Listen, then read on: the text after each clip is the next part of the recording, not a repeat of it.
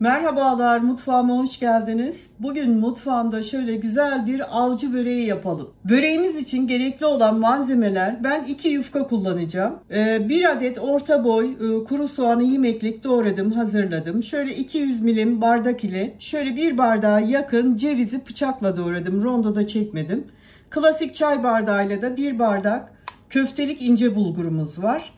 Burada da bir 300 grama yakın dana kıyması var. Şimdi köftelik bulgurumuzu şöyle bir kaba alıyorum. Ve üzerine kaynar su ilave edeceğim.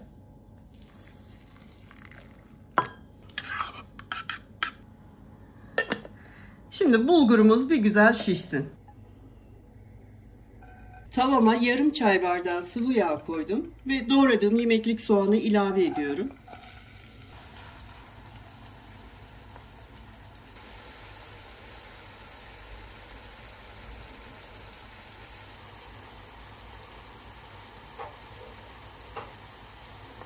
Soğanlarımız hafiften sarardı. Şimdi kıymamızı ilave ediyorum.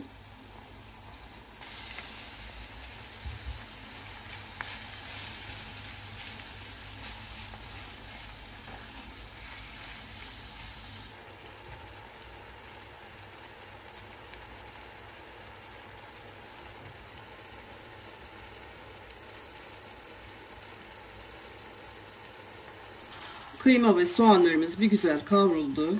Şimdi baharatlarını atacağım.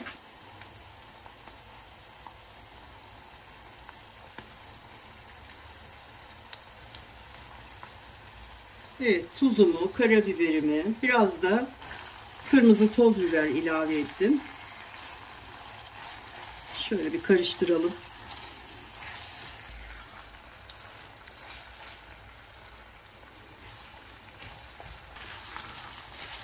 Evet, kıymamız çok güzel kavruldu. Şimdi altını kapatıyorum. Diğer malzemelerini ilave edeceğim. Bulgurumuz çok güzel şişmiş. Bütün suyu da çekmiş.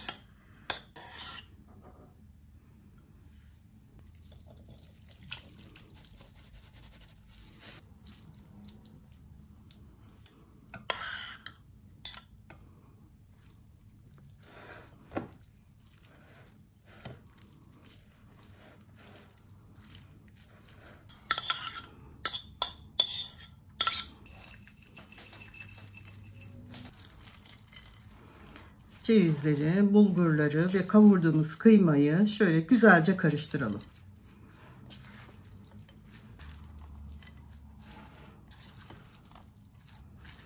Birinci yufkamızı masama aldım. Şöyle ikiye katladım. Şu şekilde. Şöyle tam ortadan keseceğim şimdi.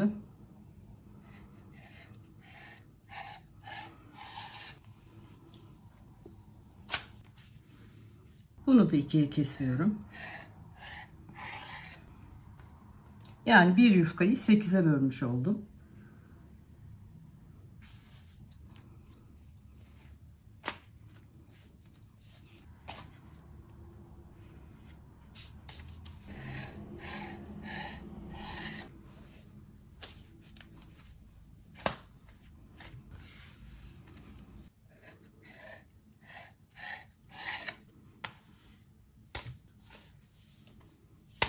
Evet, 2 yufkamı da 8'e böldüm. Şimdi böreğimiz 2 kattan oluşacak arkadaşlar. Şöyle bakın. 1, 2. Diğerlerini kaldırayım.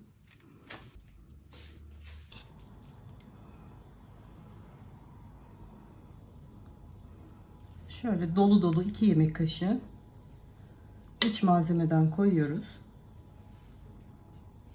Yanlarını kapatıyorum.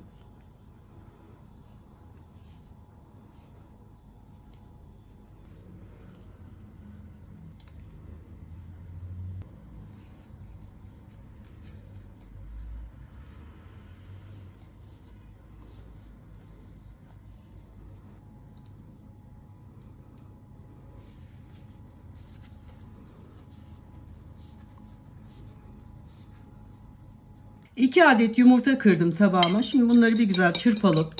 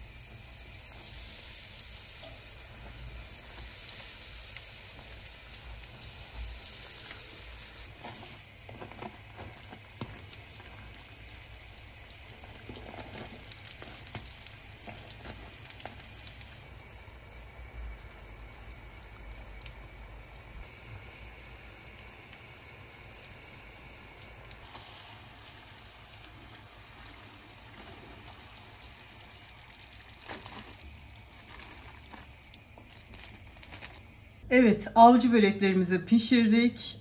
Servis tabağına aldım. Şimdi ben sizlere iç dokusunu da göstermek istiyorum.